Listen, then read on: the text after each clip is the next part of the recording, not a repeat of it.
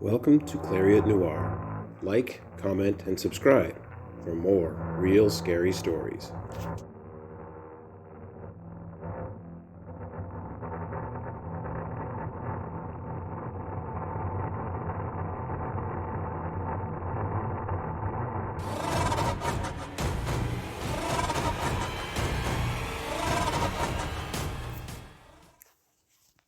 Wraith Killers was the best game of 1993, according to the nerds at my high school. You've probably never heard of it, because it was the last batch in a defunct shareware group run out of a garage and never ascended to internet immortality, like most games. I think that was intentional. I secretly liked video games too, but it wasn't cool back then to talk about them in public. You would be grouped with the nerds, if you did, and while I certainly wasn't popular, I'd worked hard at being left alone through exercise, weights, diet, and a cold, hard stare. The last thing I'd learned from my uncle. He said there were few people who could endure being stared at for long, so if anyone got in your face, just try going quiet and staring. If there's an ounce of doubt in them, they'll go away. I'd done it a couple of times since starting high school, and nobody fucked with me. I'd overheard a girl once say I was the most mysterious guy at Buckner Collegiate. Felt pretty good to hear that, but I also really liked video games. So when I heard those nerds talking about Wraith Killers, I had to try it myself. I considered it a happy accident that their lockers were in the same part of the school as mine. I'd just stand there, listening to their conversations until they noticed me staring. They'd get meek and figure I was just a higher caste, flexing rank, because I could. As soon as I had my stuff that day, I booked it to the computer shop and dove elbow deep into the bin of random discs. The bored cashier perked up a little. Wraith Killers? Yeah, how'd you know? He shrugged and held up a battered envelope containing a CD. This is the last copy. Are you on the web? What? The internet wasn't widely available until later in the 90s. He sighed, and I gave him the stare, which he didn't seem to notice. High school kids are not as intimidating as they often believe. Plug your phone line into your computer. Follow the prompts on the screen. Sounded easy enough. I didn't understand why I'd have to plug my phone cable into the computer, but was too excited to stand around talking tech crap with some older nerd. I paid $5 for the game. My parents were not fully understanding of my gaming habits. It was new to them and confusing. Why would anyone stare at crude graphics and hard-to-read text for hours? But there were some upsides to gaming that sold them. First, I was home, and not running wild on Tour Hill like my older brother.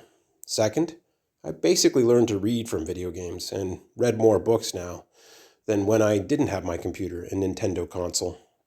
Still, I didn't want to have to explain Wraith Killers to them. Video games as a medium were in an infancy stage. The content they put out was often violent, sexist, racist, or just disturbing. In other words, I had no idea what a game like Wraith Killers might contain. And if there was anything vaguely satanic in it, they'd freak out. The satanic panic was in its last days of stupidity, and so too my parents' adherence to such nonsense. But that didn't mean they didn't believe in the reality of demons and a spiritual war upon mankind. I waited for night. It took a while to install and figure out the prompts. Once I had, however, the game began, and I think my mouth fell open. The graphics, primitive by modern standards, blew me away. The color palette was rich, and the character selection screen held several options. Each pixel looked carefully placed and smoothed. I beheld different categories of creatures from the afterlife. I could choose to play from the following list: poltergeists, phantoms, shades, vengeful spirits, banshees, specters. Their appearances and abilities varied greatly, but it was the last choice that appealed to me the most: a wraith. I'd just finished The Lord of the Rings the previous summer, another personal activity I told no one about. I loved the way the Hobbit homes gave me a cozy, safe feeling as the ring wraiths, cloaked agents of the Dark Lord, lurked outside in the cold night. The Wraith and Wraith Killers looked much the way I imagined they would. Essentially, they were ghosts wearing black cloaks over their invisible bodies. Their description in the game was something like walks in perfect silence, immune to most weapons, including bullets, high resistance to most magic, but sensitive to fire. Without understanding how the game worked, none of this information mattered. I made my choice, and the game loaded a pixelated street at night. I moved the wraith along the sidewalk, avoiding the pool of illumination cast by the streetlight. There were other crude sprites, non-player characters, NPCs, populating the screen. One searched a garbage can for food. Another leaned against a wall smoking a cigarette. The neon sign above them read Bugby's, the name of a real bar in Bridal Veil Lake. After a few more steps, I realized I was looking at a meticulous recreation of Tour Hill. Incredible, I remember whispering to Bill, my cat. She continued sleeping on my bed. Naturally, I kept guiding the avatar along and continued to be astonished. How had this game not been a smash hit? A real place, the place I lived in, had been made into a video game. Again, I was just astonished, and I didn't even know what I was supposed to do or what I could do. After some experimenting, I discovered I had a dagger and some kind of energy attack. I wandered down a narrow alley and discovered more sprites behind a restaurant. 3 of them were gathered around a small fire, sharing a bottle. The animation of them passing the bottle was so fluid. As I made the wraith approach, a wind stirred the pixelated fire. Making realistic-looking flames had been a challenge for programmers for the longest time. The people behind this game, however, had figured it out.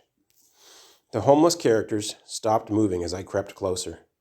The one holding the bottle seemed to shiver. I moved behind him and tried the dagger.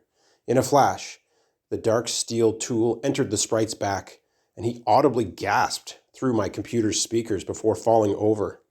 A pool of blood spread beneath him. The 2 other characters ran from the alley. I tried using the energy attack as they retreated, but it only put out the fire.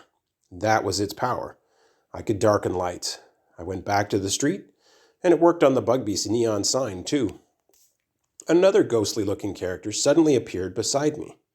I'm not sure what type, but it looked like a skeleton surrounded by mist. Words appeared above its head. Blood pleases Baal. I recognized that name from the Bible. Our pastor said it was a demon. My parents would freak out if they saw this. It wandered down the alley, and I followed to see what it was up to. A skeletal hand reached out and over the body of the homeless person I'd killed, and an orb appeared a little above it before disappearing. Blood for Baal, the words appeared above the ghostly character. Souls for Berith, flesh for the mother of Cambions, hosts for the perfect ones. Whom do you serve? I saw no prompts for a response, then realized I could type it out. I don't know. Oh, it said, you're new. Wraiths usually go with the perfect ones or the mother. Are you a player, like a person? Raffle, or R-O-F-L, they said. New to the net, huh? R-O-F-L? Raffle? What? Rolling on the floor laughing. Oh, this game is amazing. It's more than that, they said. What do you mean? You'll figure it out. My screen flashed brightly, and suddenly, their avatar was gone. Ah, I typed. I had so many questions. This was my first introduction to what would become the internet, and it felt so unreal.